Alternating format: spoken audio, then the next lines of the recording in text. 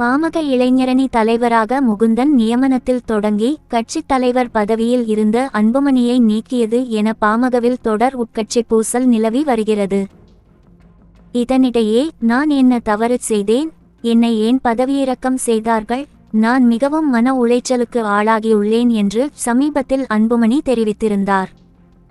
இந்த நிலையில் அன்புமணியின் கேள்விக்கு பதிலளிக்கும் விதமாக தைலாபுரத்தில் வியாழக்கிழமை காலை ராமதாஸ் செய்தியாளர்களை சந்தித்து பேசினார்.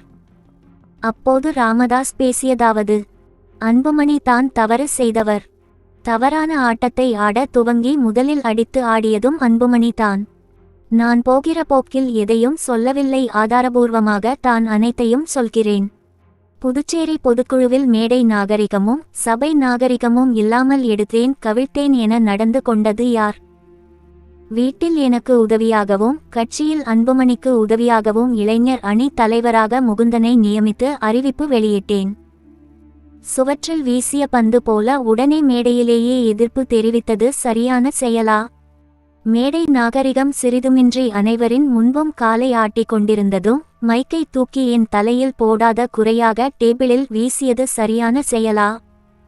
பனையூரில் அலுவலகம் திறந்து இருக்கிறேன் என தொலைபேசி எண்ணை தந்து நீங்கள் இனி என்னை அங்கு வந்து பார்க்கலாம் என அன்புமணி சொன்னது சரியான செயலா? 4 சோற்றுக்குள் பேசி முடிக்க வேண்டியதை நடுவிதிக்கு கொண்டு வந்தது யார்? அழகான ஆள் உயர கட்சியான பாமகவை ஒரு நொடியில் உடைத்தது யார்?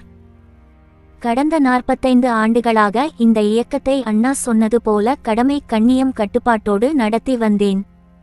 அதற்கு அன்புமணி கலைஞர் ஏற்படுத்தி விட்டார். எதிர்மறையாளர்களால் எத்தனையோ விதி சொற்களையும் ஏளனங்களையும் இந்த உவமை ஜனங்களுக்காக தாங்கிக் கொண்டவன் நான். ஆனால் வளர்த்த கடாவே மார்பில் வீறு கொண்டு பாய்ந்ததில் நான் நிலைகுலைந்து போய்விட்டேன். அன்புமணி தொடர்ந்து கட்சி வளர்ச்சிக்கு இடையூறாக இருந்து பல தவறுகளை செய்து வந்தார். பாமக கௌரவ தலைவர் ஜி.கே. மணியின் மகன் தமிழ் குமரனை இயக்க வளர்ச்சிக்கு பயன்படுத்திக் கொள்ள சொன்னேன். தமிழ் குமரனுக்கு நியமன கடிதம் வழங்கினேன். அதை உடனே கிழித்து போட்டுவிட்டு பதவியை ராஜினாமா செய் என அன்புமணி தொலைபேசியில் கூறியுள்ளார். கட்சியின் பொதுக்குழுவில் பங்கேற்க மனைவி மற்றும் குழந்தைகளுடன் வந்த தமிழ் குமரனை அந்த கூட்டத்தில் பங்கேற்க கூடாது என தொலைபேசியில் கூப்பிட்டு அன்புமணி பேசினார். இதை கேட்டு அந்த குடும்பம் எவ்வளவு கலங்கி அவமானப்பட்டு இருக்கும்? மேடையில் அல்ல, எதிர் வரிசையில் ஒரு ஓரமாக தமிழ் குமரனை அமர வைக்க கூட அன்புமணி அனுமதிக்கவில்லை. தமிழ் குமரனுக்கு நடந்த அதே செயல் முகுந்தனுக்கு பொதுக்குழு மேடையிலேயே நடந்தது. அனைவரும் பெற்ற தாயை கடவுள் என்போம்.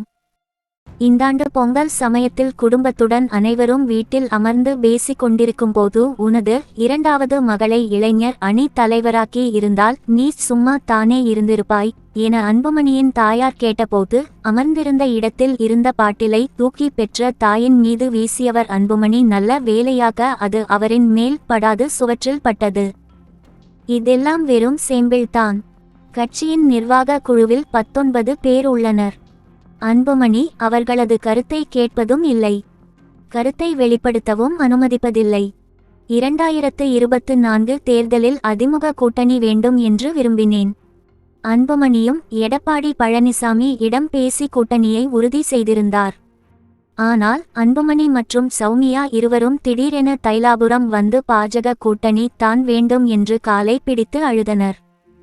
இருவரும் நீண்ட நேரம் அழுததால் என்னால் வேறு ஒன்றும் செய்ய இயலவில்லை. அதிமுக பாமக கூட்டணி என்பது இயல்பான கூட்டணி. இது அமைந்திருந்தால் பாமக 3, அதிமுக 7 இடங்களில் வென்றிருக்க கூடும். பாஜகவுடன் கூட்டணி வேண்டாம் என்றால் நீங்கள் தான் எனக்கு கொள்ளி போட வேண்டும் என்று அன்புமணி கூறினார். பாமக தலைவராக இருந்த ஜி.கே. மணியை கூட நீக்க வேண்டும் என்று சௌமியா அன்புமணி வந்து சொன்னார். இதை ஜி.கே. மணியிடம் சொன்னேன்.